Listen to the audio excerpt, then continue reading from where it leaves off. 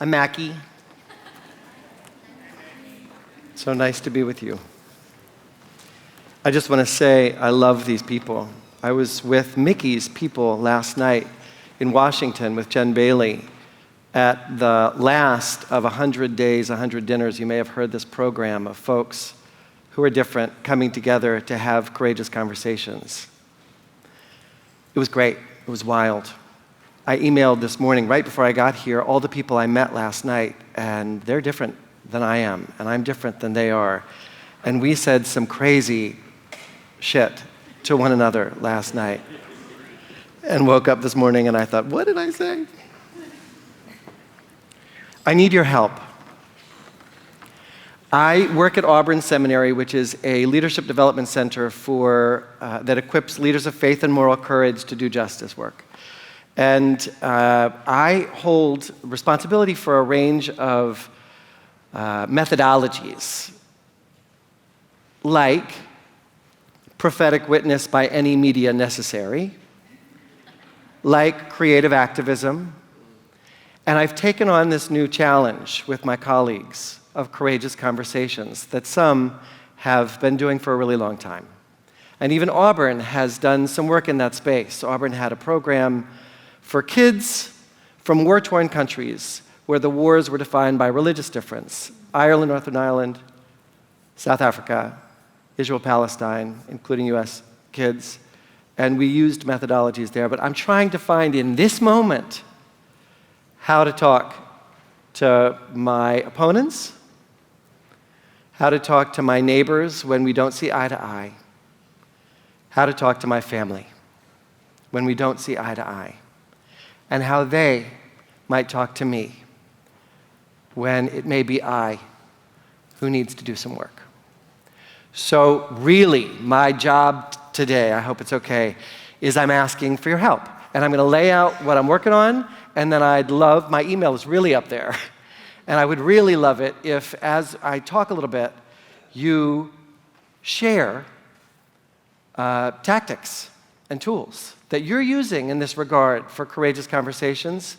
My job as your worker is to create a landscape analysis, a bibliography, and some strategies for your work, for our work, and to give them right back, to share them, to work with them in partnership. Are you interested in that? Yes. Okay. So here's what I'm doing. I'm seeking ways to talk to my opponents with love, to have courageous conversations. I'm asking for your help to identify, test, and employ the best ways we can find to engage, because I believe in the teaching that we must love our neighbors and ourselves. As W.H. Auden has written, we must love one another or die. For when we're not in relationship, we other one another and justify destruction. And when we are in relationship, not in spite of truth, but in the light of truth, we're best positioned, I think, to care about one another's welfare, a prerequisite to genuine advocacy and putting our lives on the line for each other when called for. So again, help me out. A few points of clarification and then one story. This work isn't for everyone, right? Valerie said it gorgeously, that to talk to folks who don't have your best interests in mind, that's not everybody's work. So think about your people, think about your moment, think about your body, and love yourself. And if your work is to engage folks, or to be engaged by folks in these courageous conversations, and there are so many kinds of courageous conversations, we're in them all the time, then I'm in it with you. Also, I don't want to have a courageous conversation with everybody. There's some bad actors out there. And, I don't know what I think about it when people talk about engaging Donald Trump. But right now, the body that I have in mind is my cousin, who I'm going to call Laura. She is a little younger than me. I've grown up with her. I have 4 cousins. We're very close, my first cousins. She's Southern Baptist, lives in Monroe, Georgia. She's Republican, and she voted for Trump. And I have, for almost my entire life, been trying to have a conversation with her, and I have failed. Not Laura's fault. I have failed. So this isn't for everyone. Second, I'm interested in the Friends and Family Plan for liberation. In other words, we know, right? And sometimes these are the most treacherous spaces. But we know that we have access to certain hearts and minds that others just don't. And so with my cousin Laura, which is not her name, so it's tickling me to see her face, she wants to engage with me and is terrified, and wants to and is terrified. So I'm interested in who I am particularly placed near, who loves me and who I love, but who votes against me and the people I love, and in ways that I think may cause a level of destruction that terrifies me. So think about the Friends and Family Plan. No guarantees, another clarification.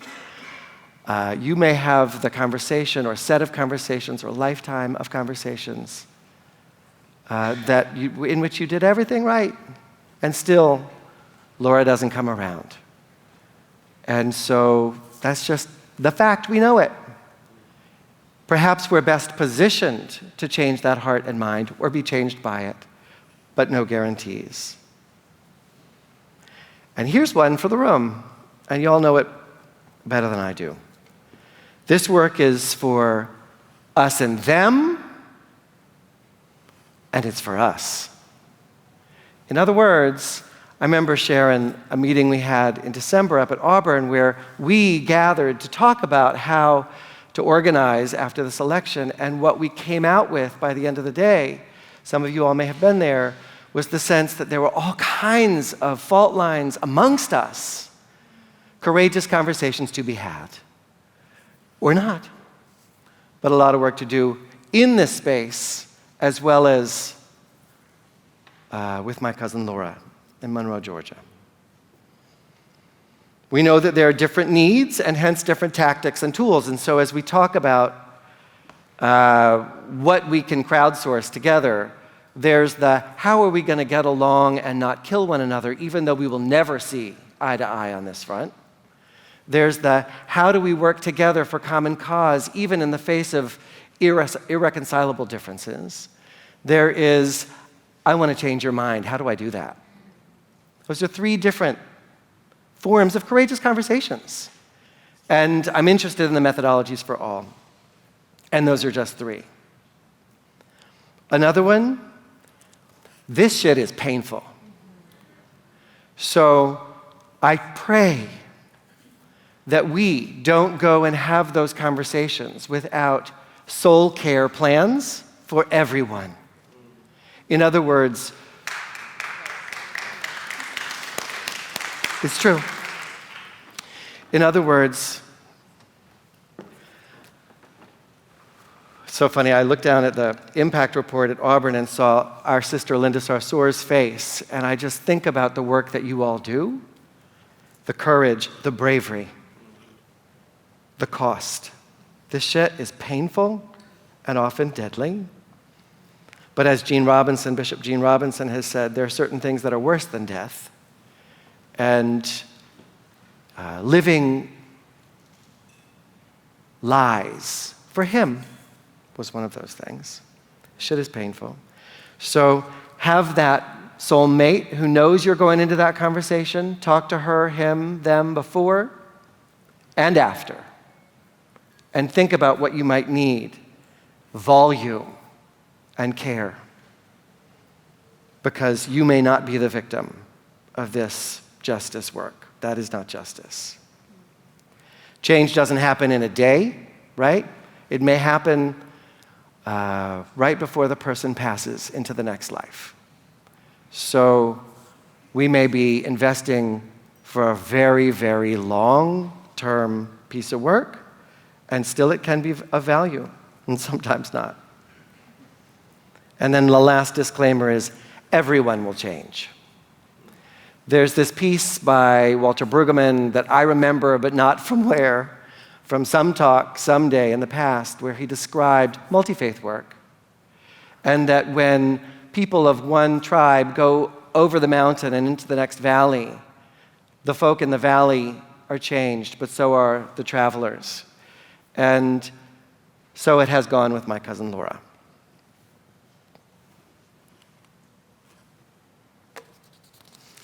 So my story is my lifelong journey to have a simple conversation I've never had, still haven't had it, with my family down south. So this photograph was in early January. I was on a conference call with maybe some of you, a bunch of evangelicals. Peter Heltzel had organized it, and it was, how do we organize progressive evangelicals, particularly down south, to depose Trump, to respond to the moment, and to bolster policies that were beleaguered and in danger. And Peter Heltzel, who's from, Mississippi, said, "Macky, you're a Southerner, aren't you?" And I said, "Well, yeah." As a matter of fact, it's funny. I am at the mouth of the driveway of my cousin's house as I'm speaking to you right now, and I'm about to go into her house, and I don't know what I'm going to say. But I do know that I think that your voices can speak to her, because she's a Southern Baptist, and I know right now she's trying to figure out the difference between right and wrong and trying to teach her kids the same. She is. I went down that drive, and we didn't have the conversation. This is me and my grandmother, Meemaw. We're in the cemetery where generations of my family have been buried. I made my first documentary film for PBS back in 1997 called Family Name, and it was about the legacy of slavery in our family. I had come out as queer and had been told that it would kill the family if I came out. But in fact, truth-telling led to liberation, at least in my life and around me. And I began to think, what other kinds of secrets is my family invested in keeping, and what kind of liberation would truth-telling potentially lead to in the micro and maybe even beyond? So in this scene in the movie, it's a weird scene. For I'm asking my grandmother, did our family own slaves? And she says, with a smile, I just don't know about that. And I say, well, I've done research, and I know that Thomas Howard Alston owned slaves. I mean, I know it. Can we go to his grave? And we went to the grave, and in the scene, she couldn't find it. She couldn't find the grave, and we traveled, and it may be true, but it was this crazy game, this cat and mouse game, where I was saying, tell me the truth, please. Give me this ugly inheritance. It's mine. Tell me the truth. Who are we?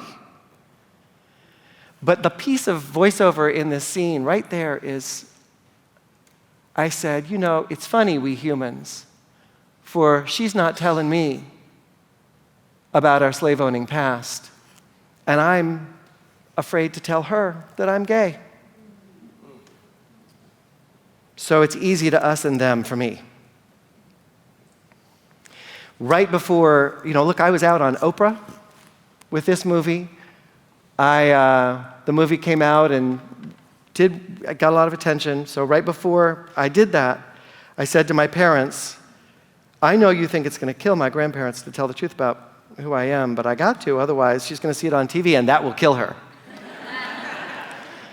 And I told her, and of course she said, Macky, honey, at this age, all that matters to me is that you're happy and you got somebody to love. Can we please talk about something more interesting, right? With a big smile. And that's great, but I avoided that conversation for decades. And so my other grandparents were dead. And I didn't go down south, and I didn't talk to my cousins until I had to, until I forced it. in this really bizarre way. The notion that it's easier for one or me to be honest on Oprah than it is at my family's kitchen table is deep. The last film I made for my cousin, I have worked in this work of prophetic witness, and one of the tenets is know who you're addressing when you create media or when you go in media or when you decide what you want to say, because if you walk into a hospice room on the cancer ward, how you say God loves you, I am with you, for example, to an 8-year-old will be very different than to an 80-year-old. You know to whom you're addressing your discourse. So this film I made, which was called Love Free or Die, about Gene Robinson, the first openly gay person to be elected bishop in the high church traditions of Christendom, I made for my cousin Laura. Because I wanted to address her and her husband and her siblings when they cornered me in funerals, 3 sheets to the wind, and said, help me understand how you're not going to hell. Because I've learned from the pulpit that that's what it is, but I love you and I love your kids and I love your husband, and help me understand, but that was a conversation I wasn't courageous enough to have. So I made a movie. We did research, state-of-the-art research on how to move conflicted Christians on LGBT equality, a great report called My Mind Was Changed, which you can Google and get. We created this app where literally, look at it, you can type in, who are you going to talk to? Your cousin, Laura. And then the next pull down is, where does she live? How old is she? What religion is she? What race is she? Are you queer? Is she queer? Like that. And then it meta tags all the data out there as to how you might move them best, engage them best, and creates your own personal plan to do that. So I did all that, and I still haven't talked to cousin Laura. 400 screenings, countless trainings. We trained up the religious messengers with Sharon Groves in the 4 states that won marriage equality: Maine, Minnesota, Maryland, Washington in 2012. In the exit polls, it was said that the religious messengers and messages were one of the 2 top determinants for swinging the vote. I had proof that this mattered, and it particularly matters from leaders of faith and moral courage who have the moral authority. Still got to talk to Laura. Recently, my cousin Laura came to town. Caitlin Breedlove. Has she spoken yet? Yes. Isn't she great? Yes. Woo! So she was given a talk up at Auburn the night that cousin Laura was coming to town. And she was staying with me on my pull-out couch with her daughter, who was looking at colleges up here and was going to sing with her Monroe, Georgia high school choir at Carnegie Hall. And I said, with my heart beating, look, I got an event going on at Auburn. You want to come? This is the best I've done, right? She said, sure. I said, Caitlin, cousin Laura's coming. Trump supporter in the house.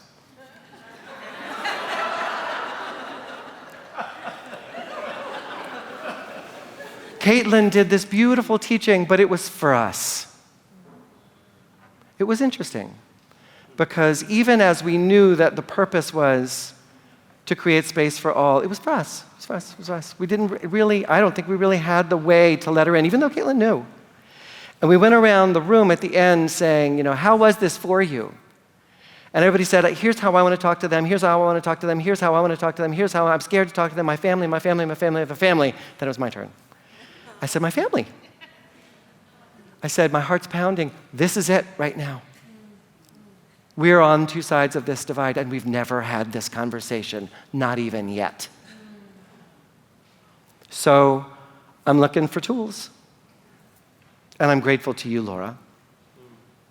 And then Laura, with her 11th grade daughter sitting next to her, said, with this beautiful face toward me and then the room, I'm so glad to be here. Thank you so much for having us. Here's my prayer. Would you, before you judge me,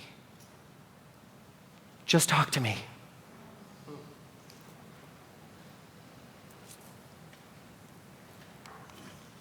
It's my husband, Nick. That halo was real. In my marriage, we have a methodology when we hit the impasse. It's called Safe Conversations.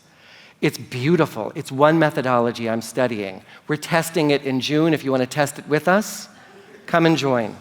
It's one strategy. It is hardcore. It is hard work. When I say to Nick, I think we have to have a Safe Conversations talk, he's like, no! But it's divorce or Safe Conversations. For real. In my marriage and in our nation. And these are my daughters, my husband and my daughters. I need tools not only to equip me to help my family get woke, but for my family to awaken me. My daughters will need tools, they already do, so that they may be equipped to tell truth to me. So let us help one another. I hope in these stories you both find points of resonance, hear ideas about tools and tactics, and are encouraged to share ideas and tools and tactics you're aware of with one another and with me. My family needs your help. In fact, I think our fate hangs in the balance at this point in history, as does that of every family on earth. Thank you all. You got my email? Please. Any resources, I will be your worker. I will crowdsource them and share.